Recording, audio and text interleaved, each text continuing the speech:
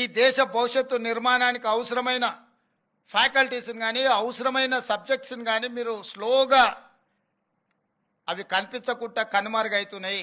Example civil engineering. ఈ దేశము అభివృద్ధి చెందుతున్న దేశం. అభివృద్ధి చెందే దేశానికి అత్యధికంగా అవసరమైంది సివిల్ ఇంజనీర్లు. కానీ ఆ సివిల్ ఇంజనీరింగ్ కోర్సులు చాలా కాలేజీలు వాళ్ళకి శాంక్షన్ అయిన అడ్మిషన్స్ని స్లోగా కంప్యూటర్ సైన్స్కి అదర్ యాక్టివిటీస్కి షిఫ్ట్ చేసి వీటిని తగ్గించుకుంటూ పోతున్నారు. కొన్ని కాలేజీలు అయితే కంప్లీట్గా సివిల్ ఇంజనీరింగ్ను క్లోజ్ చేసే ప్రయత్నం చేస్తున్నారు. ఆ ప్రతిపాదనలు నా ముందుకు వచ్చినాయి.